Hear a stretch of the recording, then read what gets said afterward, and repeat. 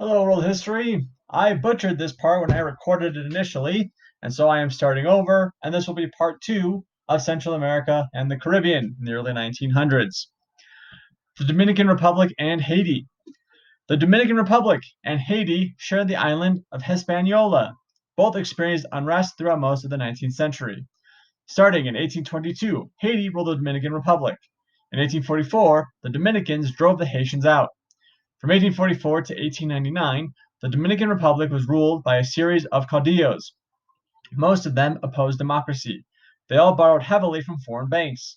Eventually, all were forced from power. Haiti had 20 rulers between 1843 and 1915. Nearly all of them were assassinated or overthrown. Despite the political instability, US and European businesses continued to make major investments in both nations. By 1905, Haiti and the Dominican Republic were in serious financial trouble due to heavy borrowing and political corruption. US officials feared that Germany or some other European power might take over one or both countries to collect on unpaid debts. In 1905, the United States took control of both countries' customs operations. It used the money collected to pay each country's creditors. US President Theodore Roosevelt justified this action by stating, chronic wrongdoing or an impotence which results in a general loosening of the ties of civilized society may ultimately require intervention by the United States to the exercise of an international police power. Or, the United States has the right to intervene in other nations when things go wrong to maintain peace and stability. Okay, so that idea of the United States as the policeman of the world starts kind of in the Caribbean. This policy statement became known as the Roosevelt Corollary. It was used by later US presidents to justify other interventions in Latin America. Following renewed unrest, US troops occupied Haiti in 1915 and the Dominican Republic in 1916. The Dominican Republic remained under US control until 1924 and Haiti until 34. In both countries, the Americans built roads, schools, and health clinics. They also improved sewer, water, and communication systems, which is all well and good, but they are also directly intervening in the affairs of other nations. They will do this in the Caribbean, and they will do this throughout Latin America throughout the 1900s. US troops trained and armed National Guards in each country. These groups often sought power after the United States left. As a result, Haiti underwent frequent military rebellions and coups. In 1957, Francois Papadoc Duvalier began a long and feared dictatorship. In the Dominican Republic, the military put General Rafael Trujillo in power in 1930. His 31-year rule became one of the cruelest dictatorships of modern times. And this is General Rafael Trujillo. In Panama, in the late 1800s, Europeans and Americans began seeking a shortcut across Central America to create a more direct trade route with Asia. A French company began digging a canal across Panama in the 1880s, but it ran out of money. In 1902, it offered to sell the project to the United States. However, the government of Colombia, to which Panama belonged, refused to approve the deal. The French then encouraged a group of Panamanians who wanted independence from Colombia to rebel. President Roosevelt aided the revolt. In 1903, the new government of Panama gave the United States control of the Canal Zone. This was a 10-mile strip of land along the canal route. Construction resumed the next year, and the Panama Canal opened in 1914. The canal gave the United States a major interest in Panamanian politics. Unrest in Panama led U.S. troops to intervene several times between 1908 and 1925. Panamanian nationalism grew during the 1930s. This resulted in the election of two successive anti-American presidents. The second was overthrown in 1941. The new president turned his nation's defense over to the United States.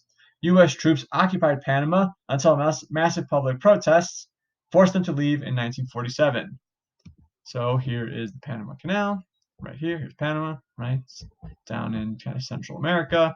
The canal runs through this strip of land. Nicaragua.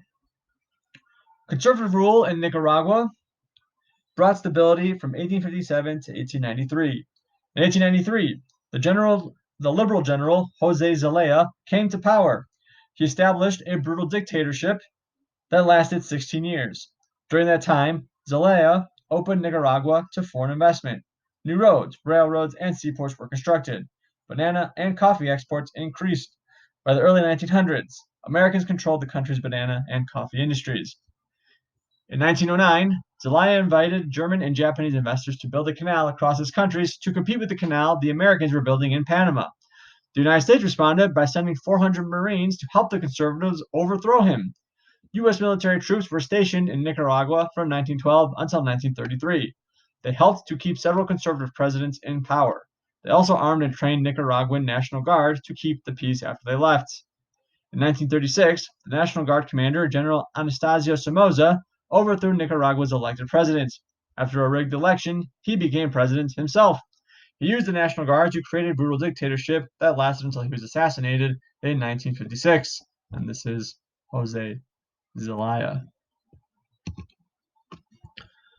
Clashes between liberals and conservatives also divided Guatemala, Honduras, and El Salvador.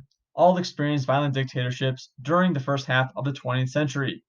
These dictators protected U.S. financial interests. In return, they received money and support. That really is the important piece here.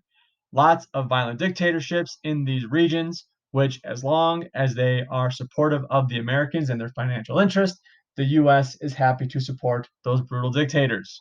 This is a reason that there is a lot of resentment in this part of the world throughout the 1900s against the United States. Only Costa Rica avoided this fate. In 1889, it held the first entirely free and fair presidential election in all of Central America. Costa Rica became the region's only stable democracy. Summary of this whole Latin America and Central American section. Liberal and conservative elites competed for control of government. Both groups favored strong leaders who could protect private property and control the pace of change. This often meant military or civilian dictators who came to power with the group's backing either through rigged elections or by violent means. Most Latin American economies were based on the export of agricultural products such as coffee, sugar, and bananas, as well as natural resources such as copper and oil. Growth and development was largely accomplished through foreign investments and loans. Early industry centered on processing raw materials for export. Later, the Great Depression caused some countries to begin manufacturing for the home market as imported goods became scarce or too expensive. Initially, society consisted of a wealthy upper class minority and a mass population of poor, often landless rural peasants. As cities and industry grew, an urban middle class and working class developed. Governments used repression and reform to keep workers and peasants under control. Over time, however, the middle class began to challenge the elites for political power. So that takes us through the Western Hemisphere leading up to World War II. The next 2 days we will cover North Africa and the Middle East.